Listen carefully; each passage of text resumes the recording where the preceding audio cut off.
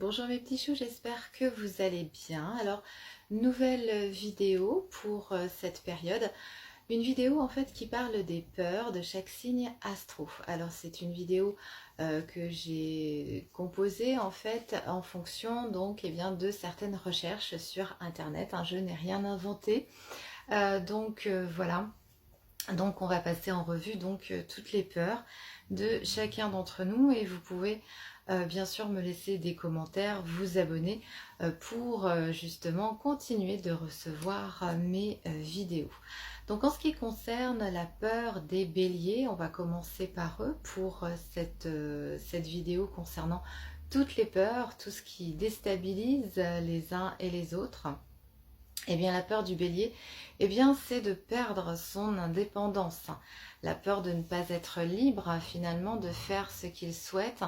Il a peur aussi que les autres le freinent dans ses démarches et ou qu'on l'oblige en fait à dévier de ses objectifs. Donc ça, c'est quelque chose qui le déstabilise énormément. Donc ce qui le conduit à, quand il a peur, en fait, le bélier, à s'imposer finalement par la force et dire ce qu'il pense sans prise en compte, sans prendre en compte l'autre ou la situation au moment où il dit sa vérité, où il dit ce qu'il ressent. Donc quand vous sentez un bélier qui est un petit peu sur la défensive, c'est parce qu'il est dans la peur, il est dans ce genre de circonstances. Si ça peut vous aider pour justement communiquer avec vos amis, votre entourage bélier. Pour les taureaux, donc c'est une vidéo qui va être assez longue puisqu'on fait tous les signes astro, vous l'aurez compris. Alors la peur du taureau, c'est la peur de perdre sa sécurité. Vous l'aurez remarqué, les béliers ont énormément besoin d'être rassurés, un petit peu comme tout le monde, mais eux, c'est vrai que c'est vraiment, ils ont besoin d'avoir confiance, d'être dans un entourage vraiment sur qui ils peuvent compter. La peur de subir aussi des changements chez le taureau. Perdre son confort, sa sécurité matérielle, tout ce qui est financier. Il a peur du manque, en fait, il a peur de manquer de nourriture, de manquer d'argent, de manquer d'abondance, qu'il manque toujours quelque chose, et de sortir de ses principes fondamentaux. Alors ce qui le conduit, quand il est dans la peur, à rester dans des situations en fait drainantes, à s'entêter sur certaines idées, sur des idées vraiment figées, et prioriser en fait un besoin obsessionnel de sécurité financière qui peut être synonyme aussi d'avarice chez certains d'entre eux. Donc c'est quelque chose aussi de général, ça ne peut pas forcément correspondre à tout le monde, je tiens quand même à le souligner. Mais la peur générale du taureau, c'est l'insécurité finalement qui ressort. On va passer maintenant aux petits choux gémeaux, la peur des petits choux gémeaux. La peur des petits choux gémeaux, c'est tout simplement de rater quelque chose. La peur du silence, de passer à côté d'un sujet d'apprentissage passionnant. Le gémeau a également besoin d'être aussi dans une forme de sécurité, mais il a peur aussi d'être jugé ou non accepté en fait s'il ne s'adapte pas aux autres. Donc c'est pour ça que lorsque le gémeau rencontre certaines personnes, il faut forcément qu'il s'adapte pour être aimé. Il y a ce besoin aussi d'amour très fort chez les gémeaux parce que ils veulent être appréciés de tous par tous en fait. Alors quand il a peur, le gémeau, ça le conduit en fait à parler énormément, parfois pour ne rien dire, à diluer sa grande curiosité à travers 1000 sujets et s'adapter aux autres constamment en fait. Donc quand vous sentez qu'un gémeau en fait a peur, il va dire un petit peu n'importe quoi. C'est assez fréquent. Il peut être aussi parfois inconstant et passer d'une chose à une autre. Et donc là, vous pouvez être sûr que c'est parce qu'il a été déstabilisé par rapport à une de ses peurs profondes. Donc voilà.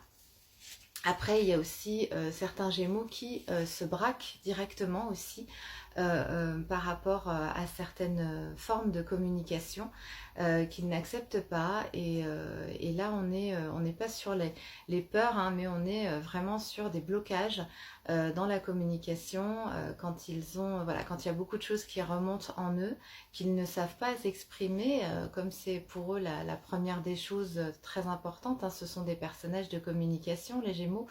Et lorsqu'en fait, voilà, ils reçoivent peut-être trop d'informations ou tout simplement qu'on leur parle mal ou qu'ils n'entendent pas ce qu'ils ont envie d'entendre ou que ça ne va pas en fonction de ce qu'ils souhaiteraient, il peut y avoir aussi des Gémeaux qui se braquent directement et qui coupent toute communication.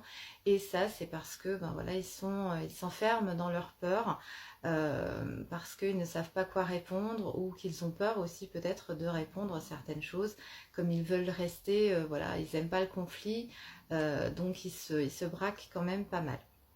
On va passer maintenant à la peur du cancer, aux peurs des cancers. Eh bien, c'est pour les petits choux cancer finalement, eh bien, c'est d'être vus dans leur vulnérabilité. En fait, ils n'aiment pas se montrer fragiles, ils n'aiment pas se montrer vulnérables. La peur est liée bien évidemment aux émotions vives, hein, forcément.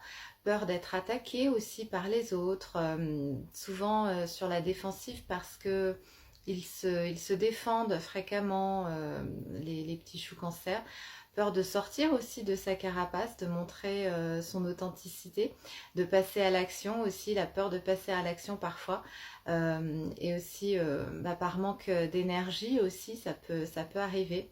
Le cancer aussi a peur énormément que ses proches soient malheureux.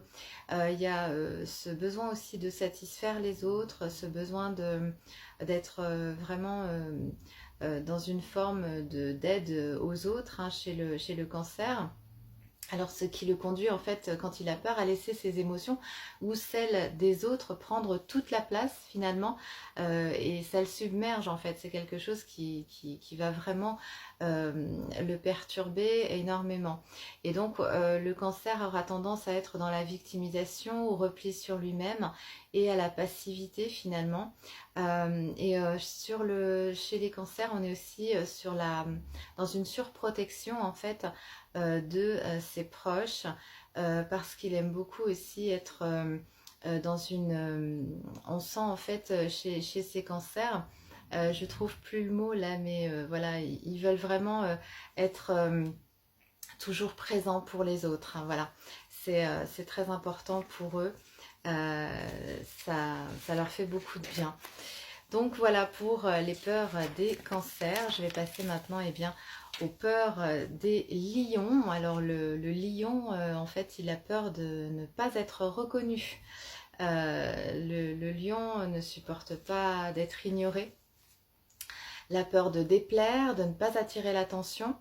Une attention dont il a besoin pour vivre le lion, tout en ayant peur hein, d'éblouir aussi, c'est très important aussi. Donc c'est bien parce qu'on voit les forces et les faiblesses finalement dans ces peurs. Briller trop fort est également effrayant pour lui car il a peur d'être jugé.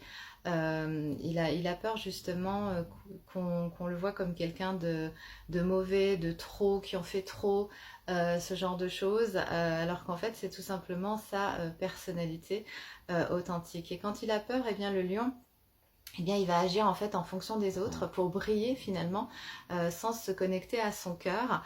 Et il aura tendance justement à l'exagération, à en faire trop. Il y a une énergie aussi de drama hein, qui ressort chez les lions en faisant des crises aussi parfois explosives ou implosives. Hein. Ça va dépendre en fait de votre propre personnalité. Mais après, comme je vous le dis, ça dépend des lions, ça dépend de certaines personnes. Mais en tout cas, le lion en général, sa plus grande peur c'est d'être ignoré, c'est qu'on soit indifférent en fait face à lui, parce qu'il veut toujours en fait qu'on le trouve agréable, voilà, il fait beaucoup d'efforts d'ailleurs le lion hein, pour ça. Donc voilà, on va passer maintenant eh bien, aux peurs de la Vierge. Alors la Vierge en fait a peur de faire des erreurs, la peur de mal faire, hein, par un goût du détail, d'organisation exacerbée et surtout, on va dire, hein, de perfectionnisme. Alors la peur aussi de déléguer, de ne pas faire les choses à temps ou correctement hein, pour les autres.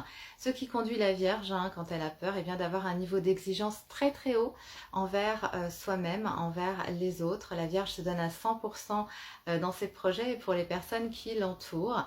Et elle a tendance aussi au surmenage et à s'oublier complètement. Voilà donc pour les peurs des Vierges. Et donc on est sur pas mal oui, de surmenage, s'oublier complètement effectivement pour les vierges puisque eh bien, ce sont des personnes qui veulent vraiment faire les choses à la perfection et pour chaque personne de son entourage. Alors nous allons passer maintenant eh bien, à la peur des balances. Alors la plus grande peur de la balance, eh bien, c'est de paraître égoïste. Non seulement elle a du mal en plus parfois à choisir, à faire des choix vis-à-vis de certaines choses qui se passent dans sa vie, mais en plus elle ne veut pas paraître ce qu'elle n'est pas, la balance. Donc elle a peur aussi de dire non, de créer du conflit, de ne pas être acceptée. Elle n'aime pas du tout le conflit, la balance, elle refuse complètement le conflit, elle va fuir hein, les débats, les conflits, les choses comme ça. La balance aussi, alors c'est d'un point de vue général, hein, je tiens quand même à le souligner, c'est pas pour toutes les balances, c'est vraiment général.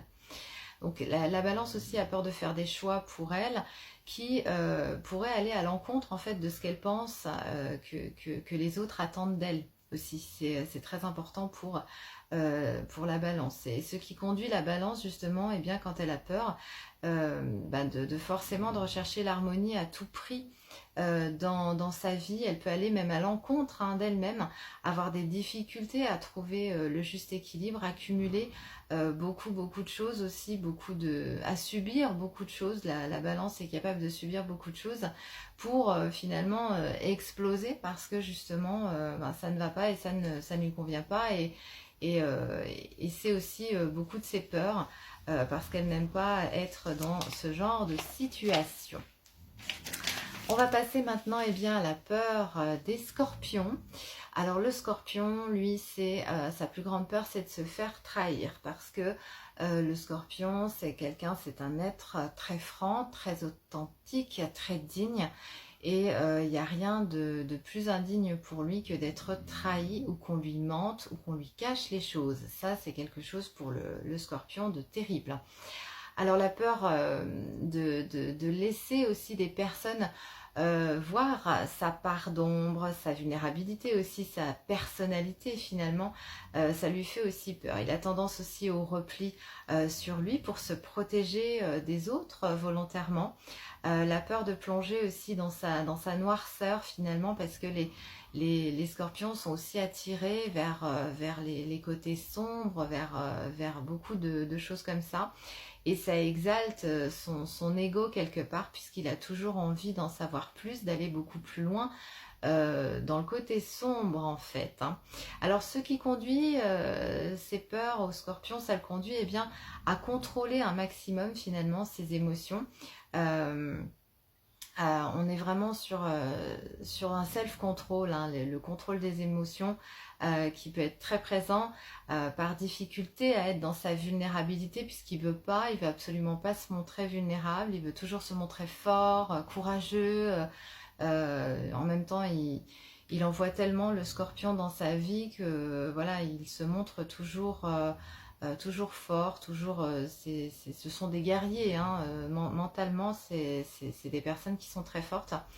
Et ça le conduit aussi à ne pas reconnaître son pouvoir intérieur et donc aller le chercher à l'extérieur par rapport à ses peurs, par rapport à ses... Ça va l'encourager finalement à aller chercher tout un tas de choses à l'extérieur, voilà, à aller dans tous les sens aussi, alors qu'en fait la réponse est tout simplement à l'intérieur. Voilà pour la peur des scorpions. On va passer maintenant eh bien, à la peur des sagittaires. Alors pour les sagittaires, forcément, c'est perdre sa liberté. Hein. Les sagittaires sont des êtres extrêmement libres, extrêmement indépendants. Et quand ils se mettent en couple, ils ont très peur de l'engagement, très peur de ce genre de choses parce que ils ont peur de la routine, de l'engagement, d'être privé de liberté, alors qu'en fait être en couple, on est attaché, enfin voilà, personne ne vous attache, hein, les petits choux sagittaires, ou alors c'est que vous êtes tombé sur des personnes qui n'étaient pas nettes. Donc voilà, il y a cet esprit voilà, de mettre fin à leur liberté, qui peut être un frein à leur épanouissement personnel et amoureux, parce qu'ils ont besoin de se sentir évidemment libres de tout le temps, en tout temps en fait, même quand ils sont avec quelqu'un. Mais être libre en fait, ça ne veut pas dire en fait qu'ils vont être infidèles et qu'ils vont aller voir ailleurs en fait, hein. C'est-à-dire faire ce qu'ils veulent en fait, tout simplement. Donc laissez les Sagittaires faire ce qu'ils veulent et tout se passera bien. Alors il peut y avoir aussi une peur de sensation de ralentissement dans la gestion des problèmes chez le Sagittaire, ce qui conduit donc le Sagittaire à l'auto-sabotage par excès, hein. Vous aurez beau l'encourager, le motiver, c'est foutu à partir du moment où il se sent complètement déstabilisé. Voilà, son besoin fort d'indépendance, hein, le pousse parfois à la fuite, à fuir les problèmes, à fuir tout un tas de choses. Alors c'est pareil, c'est pour certains Sagittaires, hein, voilà, c'est pour que vous compreniez un petit peu les choses. Il a aussi un besoin fort, ou les Sagittaires féminines ont un besoin fort aussi d'adrénaline, que les choses aussi voilà, bougent, découvrir tout un tas de choses. Et voilà, ils ont une tendance aussi à vouloir ignorer leurs problèmes et à fuir certains engagements, parce qu'ils aiment être beaucoup dans le rêve, beaucoup dans tout simplement être dans leur monde, voilà, tout simplement. Mais c'est pas parce qu'ils sont dans leur monde, je tiens quand même à le dire, que ce sont des êtres infidèles ou égoïstes en fait, pas du tout. Je vais passer maintenant à la peur des petits choux Capricorne. Alors, ce que vous entendez, c'est ma petite chienne qui ronfle à côté, ne vous inquiétez pas. Elle fait des petits bruits en dormant. Alors, donc, la peur du Capricorne, c'est de paraître faible ou irresponsable face aux autres. La peur de se connecter aussi à ses propres émotions, ce qui peut résonner comme une forme de faiblesse. En fait, le Capricorne, il veut toujours montrer qu'il est au top. Il veut jamais montrer, il montrera jamais en fait ce qu'il ressent. Parce que tout ça pour lui c'est de la faiblesse qui viendrait finalement entraver les responsabilités qu'il a à porter et les missions qu'il doit accomplir dans sa vie.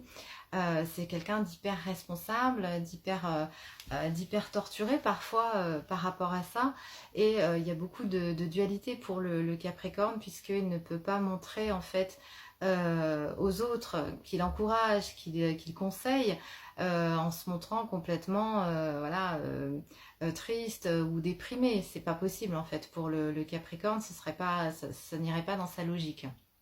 Alors, ce qui le conduit justement, le Capricorne a beaucoup de sérieux, a tendance à en prendre beaucoup sur les épaules. Justement, il va se rajouter en fait, c'est aussi une forme de fuite, hein, beaucoup de travail, il va se plonger dans certaines choses, être rigide aussi dans certaines actions, puisque on lui a demandé aussi beaucoup dans la vie des Capricornes, on leur demande beaucoup, il y a énormément d'exigences dans son entourage, et il considère forcément que pour lui ça doit être pareil aussi. Donc c'est pour ça qu'il y a cette forme de rigidité chez les Capricornes, chez certains Capricornes. Donc il peut être rigide, donc, comme je disais, dans ses actions, dans ses choix, dans ses valeurs, essayant le plus possible finalement à ne montrer aucune émotion, afin de ne pas montrer ses faiblesses, sa vulnérabilité, voire aussi ses échecs. Bon, après les Capricornes, c'est des personnes qui remontent.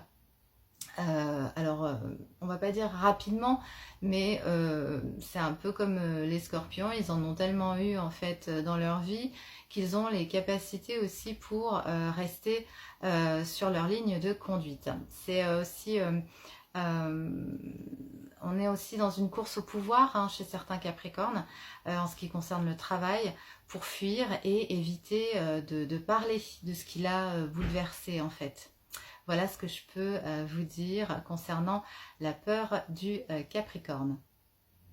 Dernière partie, donc, nous allons parler maintenant de la peur des Verseaux, et pour finir bien sûr la peur des Poissons. Alors pour les petits choux Verseaux, eh bien leur plus grande peur, eh bien c'est de devoir abandonner sa singularité. Oui, parce que le Verseau, vous le savez, est un être hyper original, hyper futuriste, qui a des idées extraordinaires et surtout qui voit les choses en grand, hein, en ce qui concerne l'humanité, le monde. C'est vraiment un visionnaire, voilà.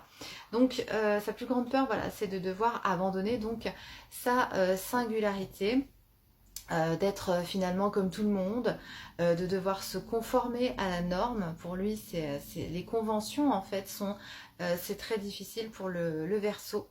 Ce qui peut le pousser justement à être de plus en plus excentrique, juste pour montrer finalement eh bien, qu'il est différent, pour montrer sa différence, ses différences par rapport aux autres, et non par authenticité. Donc il va en faire des caisses pour justement montrer qui il est. Ce qui va le conduire justement eh bien, à être une machine à idées, hein. Il va pas arrêter, qui est davantage finalement dans sa tête que dans son cœur. Et il va avoir tendance aussi à être imprévisible, avec des changements soudains et le goût de l'excentricité. On est sur quelque chose comme ça, hein, très fort chez le Verseau. En réponse en fait aux peurs, on va être sur quelque chose comme ça. On va passer maintenant donc eh bien aux petits choux Poissons pour cette période. Enfin non, c'est pas pour cette période, c'est pour cette vidéo, je veux dire. Alors, la peur du poisson. Alors, la peur du poisson, comme le poisson, vous le savez, ce sont des êtres qui adorent aider les autres, hein, qui sont comme ça, c'est dans leur nature. Eh bien, leur peur, c'est d'être impuissant finalement face à la douleur, la peur de voir aussi la brutalité du monde ou de voir des personnes souffrir peut l'amener finalement eh bien, à vouloir sauver le monde ou à l'inverse, le pousser au repli sur lui. Pour le poisson, des êtres très sensibles, très hypersensibles qui ressort, hein. Donc pour les poissons, ça va les conduire justement à avoir une grande empathie et canaliser en fait beaucoup de choses, hein. Ils vont être vraiment sur une hyper canalisation, une canalisation puissante des énergies qui l'entourent, ce qui va avoir tendance eh bien, à le mener au surmenage émotionnel, à l'épuisement aussi et à la victimisation, pardon. Donc voilà pour cette vidéo concernant les peurs des uns et des autres. J'espère que j'aurai beaucoup de commentaires, j'espère que ce genre de vidéo vous plaira. N'hésitez pas à me dire si ce genre de format finalement vous convient mieux, ou si vous aimez ce genre de choses sur lesquelles on peut débattre, sur lesquelles on peut parler. Voilà, c'est d'un point de vue général, je tiens quand même encore une fois à le préciser. Donc voilà, on est sur les peurs en général pour chaque signe astro. Donc n'hésitez pas à commenter, à me dire ce que vous en avez pensé, ce que vous-même vous ressentez parfois. Et puis il y a aussi les ascendants, les descendants, les Vénus qui jouent aussi, hein, par rapport à certaines choses. Donc voilà, merci de vous abonner à ma chaîne YouTube Lady Lynn, je vous embrasse et je vous dis à très bientôt mes petits choux.